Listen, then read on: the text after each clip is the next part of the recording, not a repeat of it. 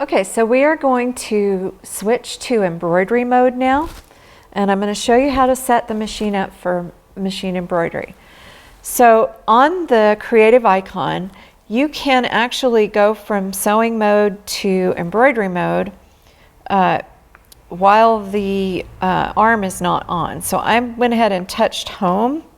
I'll do that again, and I'm going to touch start embroidering. The next thing I need to do is remove the accessory tray, and we need to put the embroidery arm on. Now when you take it out of the box, on the back of the arm there's going to be a piece of red plastic right in here. If that piece of red plastic is still on your embroidery arm, you need to take that out. That's a lock. It locks the embroidery arm in place during shipping. The only time you will ever need to do that again is if you're going to have the machine shipped somewhere. So you might hang on to it in case that's a possibility, but otherwise you can leave that out.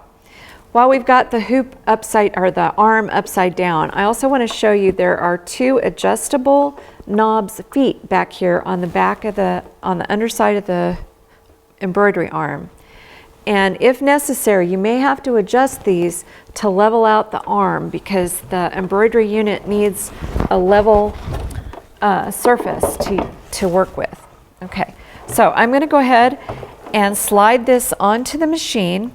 You don't really have to think about it, but there's a little notch where this piece goes in over there. So you just slide it on,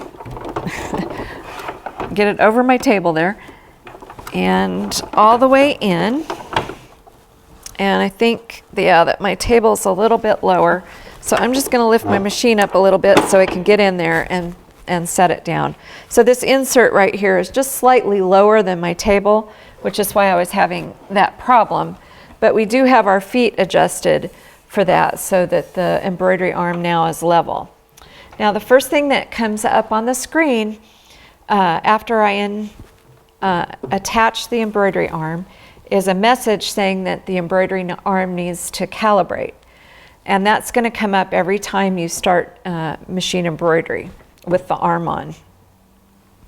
It's very important, very, very, very important that you have your embroidery arm set up where there's nothing around it that's going to interfere with its movement or with the movement of the hoop.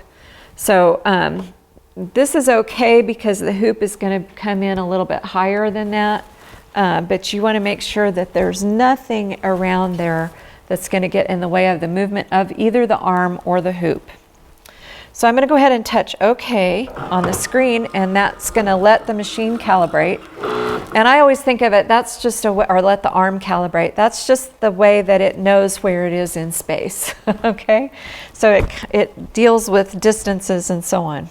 So it kind of needs to know that. All right, the next thing I need to do is I need to put a different foot on. So I have a sewing foot on, and I'm going to take that off. And the foot that I need for embroidery, it'll even tell you here on the screen, is the 6D foot. And this is the 6D foot right here. We've used it once for free motion quilting. So you may have seen me put it on already. But I'm going to loosen this screw on the back of the ankle here so I can put this in. And it just slides in and all the way over. And when you've got it in there nice and tight, just tighten that screw up a little bit again. Okay, so I've got the 6D foot on. The other thing we need to do is change the stitch plate. I had the decorative stitch plate on, which has a wide opening here. And for best results, and really it does make a difference, we need to change stitch plates. So I'm going to use my screwdriver to flip that stitch plate up, and I'm going to install the single needle stitch plate.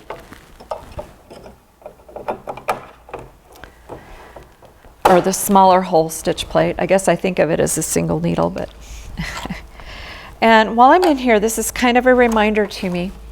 When you're in embroidery mode and doing machine embroidery, PFAFF recommends that you use a 60 weight polyester bobbin thread.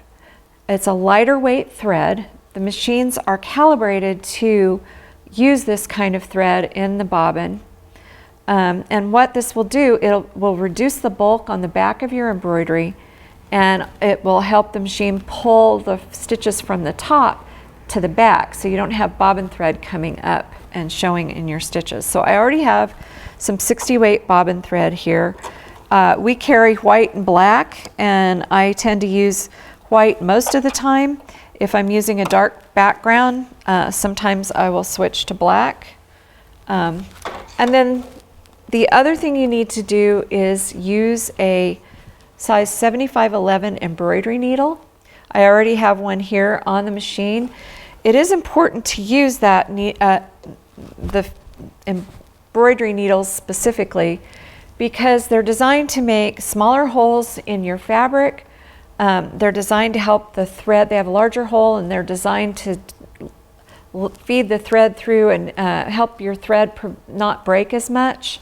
So they're really designed to do your embroidery better. So it's good when you're doing setup to make sure that you have a 7511 embroidery needle. And then of course, as a reminder, you want to change that needle every 8 to 10 hours of sewing. And that does make a difference. So the first thing that I do if my thread starts to break is try to think how long it's been since I've changed my needle, and if I can't remember, then I need a new needle. Okay, so one more thing that we need to do before we start embroidery is select the hoop and do our hooping. So what I'm going to do is take out the center portion of the hoop. And if you're like me and you've done hand embroidery forever and ever, this is going to seem backwards because with hand embroidery, the hoop, the inner hoop is what you put the fabric on, and then you put the hoop on outside. This is the opposite. We're going to take the inner hoop out.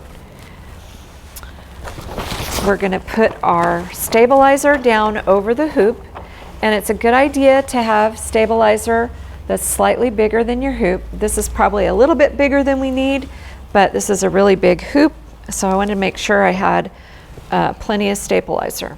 And then for normal projects, normal types of woven fabrics, then you'll put your fabric down on top of the stabilizer.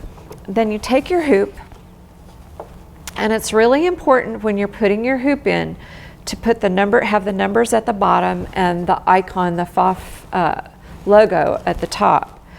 The reason for that is the hoop opening here is slightly larger than the actual stitch field, so that the machine has room to maneuver the arm around.